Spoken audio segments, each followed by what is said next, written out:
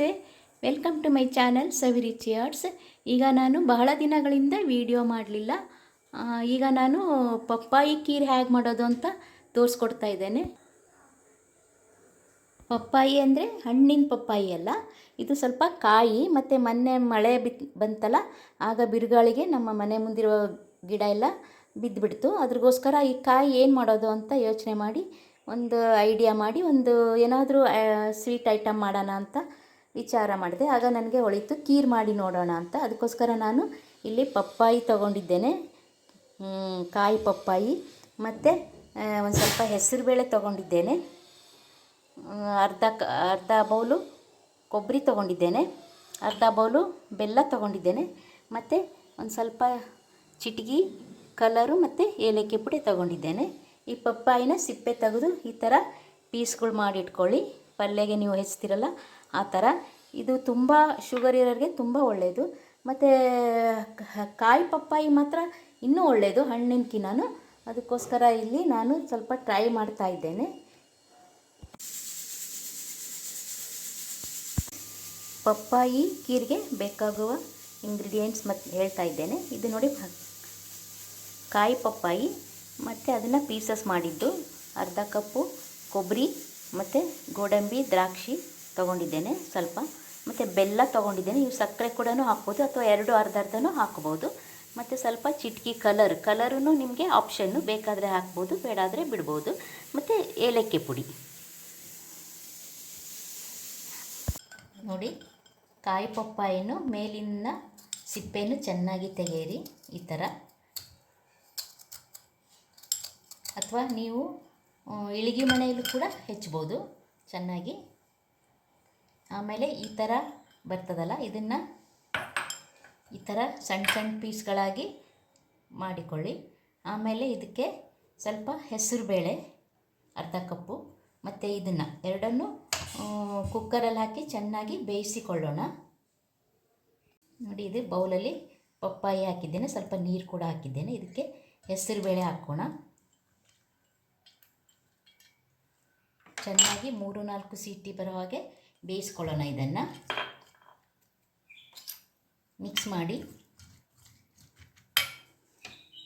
ಮತ್ತು ಇದು ಕೊಬ್ಬರಿಯನ್ನು ಮಿಕ್ಸರಲ್ಲಿ ಗ್ರೈಂಡ್ ಮಾಡ್ಕೊಳ್ಳೋಣ. ಕುಕ್ಕರಲ್ಲಿ ಈ ಥರ ಬೇಯಲಿಕ್ಕೆ ಇಟ್ಟಿದ್ದೇನೆ.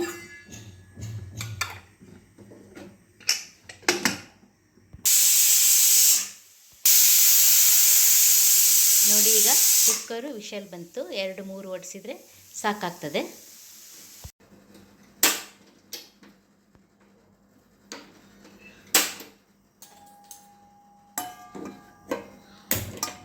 ಇಲ್ಲಿ ನೋಡಿ, ನಾನು ಸ್ಟವ್ ಮೇಲೆ ಒಂದು ಬಾಣಲೆಯನ್ನು ಇಟ್ಟಿದ್ದೇನೆ.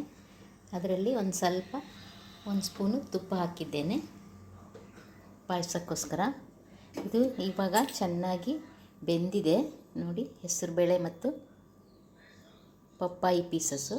ಹೆಸರುಬೇಳೆ ಯಾಕೆ ಹಾಕಿದ್ದೀನಿ ಅಂದರೆ ಪಪ್ಪಾಯಿ ತುಂಬ ಹೀಟ್ ಆಗ್ತದೆ, ಅದಕ್ಕೋಸ್ಕರ ಸ್ವಲ್ಪ ಹೆಸರುಬೇಳೆ ಹಾಕಿದರೆ ತಂಪಾಗ್ತದೆ. ನೀವು ಕಡಲೆಬೇಳೆ ಬೇಕಾದರೂ ಹಾಕ್ಬೋದು, ಮತ್ತು ತೊಗರಿಬೇಳೆ ಬೇಕಾದರೂ ಹಾಕ್ಬೋದು. ಈಗ ನಾನು ತುಪ್ಪ ಕರಗಿದ ಮೇಲೆ ಸ್ವಲ್ಪ ಗೋಡಂಬಿ ದ್ರಾಕ್ಷಿ ಹಾಕ್ತಾಯಿದ್ದೇನೆ. ಸ್ವಲ್ಪ ಬ್ರೌನ್ ಕಲರಾಗಿ ಬರುವ ಹಾಗೆ ಫ್ರೈ ಮಾಡಿ ಅಷ್ಟೇ.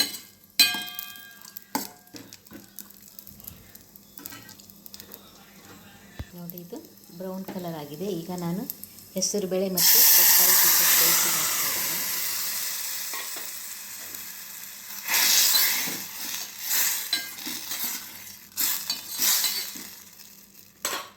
ಸ್ವಲ್ಪ ಬೆಲ್ಲ ಹಾಕ್ತಾಯಿದ್ದೇನೆ. ಬೆಲ್ಲ ಮತ್ತು ಹೆಸರುಬೇಳೆ ಪಪ್ಪಾಯಿ ಪೀಸಸ್ ಚೆನ್ನಾಗಿ ಮಿಕ್ಸ್ ಆಗಲಿ.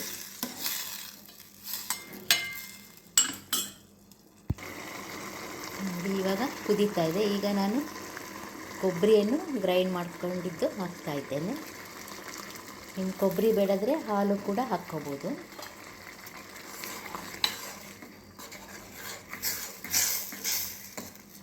ಒಂದು ಕುದ್ದ ಮೇಲೆ ಮತ್ತು ಒಂದು ಚಿಟಿಕೆ ಏಲಕ್ಕಿ ಪುಡಿ ಮತ್ತು ಒಂದು ಚಿಟಿಕೆ ಕಲರ್ ಹಾಕ್ತಾಯಿದ್ದೇನೆ.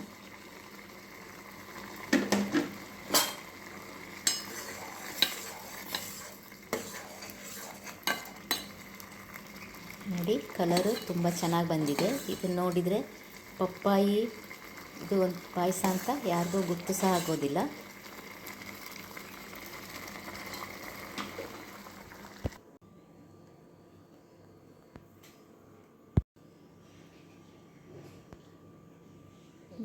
ಹಲೋ, ನಿಮಗೆ ಇಷ್ಟ ಆದಲ್ಲಿ ನನ್ನ ಚಾನಲನ್ನು ಸಬ್ಸ್ಕ್ರೈಬ್ ಮಾಡಿ ಮತ್ತು ಲೈಕ್ ಮಾಡಿ, ಶೇರ್ ಮಾಡಿ. ನೀವು ಒಂದು ಸರಿ ಟ್ರೈ ಮಾಡಿ ನೋಡಿ. Thank you.